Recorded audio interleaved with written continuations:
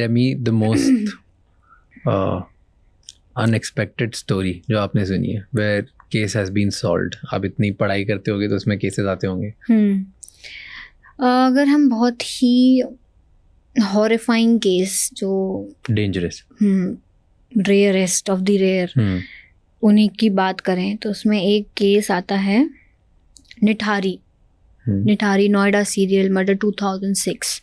ये केस जो है आपका अगेन बहुत ही क्रूअल बोलना चाहिए, इस टाइप का केस है जिसमें एक नौकर, एक मालिक, ठीक है, मालिक की कोठी होती है, बड़ा सा बंगलो होता है, निठारी गांव जो नोएडा में है वहाँ पे. उस गांव के सामने से बच्चे रेगुलर बेसिस पर गायब होना स्टार्ट होते हैं. लड़के भी लड़कियां भी सब एक एक करके मिसिंग जा रहे होते हैं उस गांव में. लोग मिसिंग रिपोर्ट लिखाई जाती है पुलिस स्टेशन में, बट पुलिस इतना ध्यान नहीं देती कि हाँ ठीक है गरीब लोग हैं, बच्चे गायब हो रहे हैं, कोई नहीं चल रहे, ढूंढ रहे हैं, मिलेगा तो बता देंगे.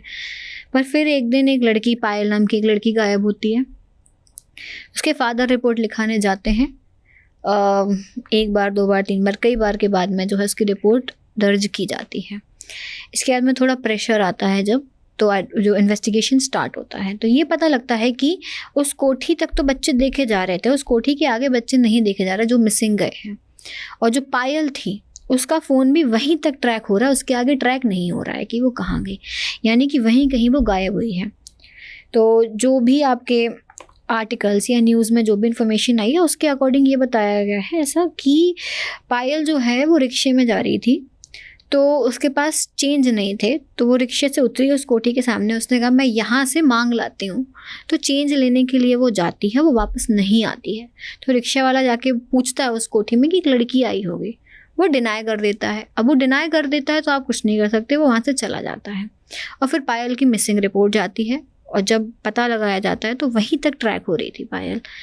और वो एक लड़की है जिसकी वजह से उस कोठी पर शक गया. तो वहाँ पे जांच पड़ताल स्टार्ट की गई, इन्वेस्टिगेशन स्टार्ट हुआ.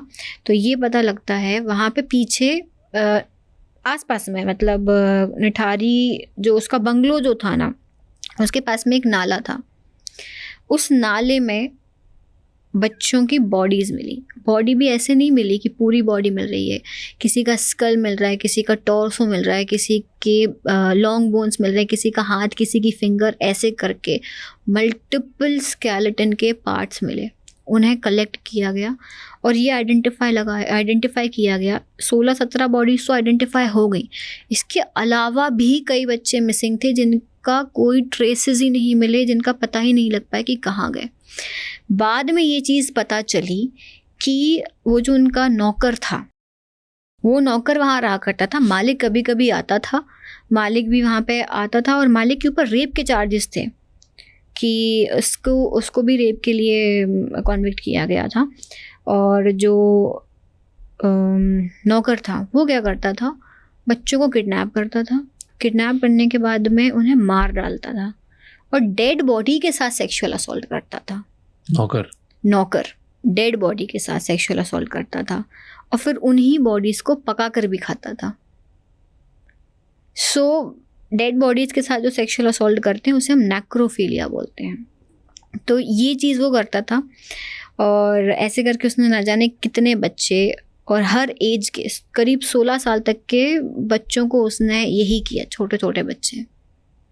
ये बड़ा ही क्रूअल केस था, बट शॉकिंगली, वेरी शॉकिंगली, दोनों बाहर हैं जेल के, मालिक भी और नौकर भी. और कहा गया है कि लैक ऑफ एविडेंस. क्या लैक ऑफ एविडेंस? कोर्ट ने ऐसा कहा है कि लैक ऑफ एविडेंसेस की वजह से हम इन दोनों को नहीं कर सकते, गिरफ्तार नहीं कर सकते. ये केस जो है it is very shocking. What do you think, क्या मिलना चाहिए था जिससे फोरेंसिक इसको हेल्प कर सकती थी? सब कुछ मिला है. बॉडीज़ मिल गए, उनके वहाँ से मिले हैं, उनके घर से मिले हैं, घर के अंदर भी कुछ ना कुछ ट्रेसेस मिले होंगे. बट ये रेप हुआ है, इसका कुछ मिल गया है? कन्फेशंस. किसके कन्फेशन? नौकर के. उसने बोल दिया मैंने किया है? नौकर ने बताई होंगी चीज़ें, ऑब्वियसली उसने ये चीज़ बोली होगी कि ऐसा ऐसा, तभी तो पता चला, नहीं तो कैसे पता चलेगा कि वो डेड बॉडी के साथ सेक्सुअल असॉल्ट करता था, क्योंकि बॉडीज़ के तो आपको सिर्फ पार्ट्स मिल रहे हैं. भी तो हो सकती है, अगर कन्फेशन कर दिया तो फिर तो हो जाएगा ना। एग्जैक्टली, कन्फेशन है तो आपको उसको रखना चाहिए। कन्फेशन पर फिर कन्फेशंस को क्या है कि इतना ज़्यादा तवज्जो दी नहीं जाती है कि बदल दिया स्टेटमेंट कि मैंने जो है दबाव में आके ऐसा बोला था, मैंने कुछ नहीं किया। यही तो बात है कि बॉडीज़ को पूरा डिस्पोज कर दिया गया, एविडेंसेस मिले, लेकिन आप उन पे क्या चार्जेस लगा रहे हो? क्योंकि क्या होता है, फॉरेंसिक की जो रिपोर्ट्स होती हैं वो पब्लिकली नहीं जाती हैं। ना ही पोस्टमार्टम रिपोर्ट्स पब्लिक होती हैं, ना ही आपकी फॉरेंसिक्स की रिपोर्ट पब्लिक होती हैं। जो भी हमें इंफॉर्मेशन मिल रही है वो आपकी सारी मीडिया से मिलती है। जो स्टेटमेंट्स लोग दे रहे हैं, या जो हो सकता आईओ ने जो आके मीडिया में बोला हो, उतनी इन्फॉर्मेशन होती है। हमें एग्जैक्टली नहीं पता होता क्योंकि ऐसा ऐसा ऐसा ऐसा हुआ, क्योंकि वो आप अलाउड नहीं होते हो ये सब चीज़ें डिस्क्लोज करने के लिए। थैंक यू सो मच ये क्लिप एंड तक देखने के लिए। अगर आपको और भी ऐसी क्लिप्स देखनी है तो राज शमानी क्लिप्स चैनल को सब्सक्राइब कर लीजिए।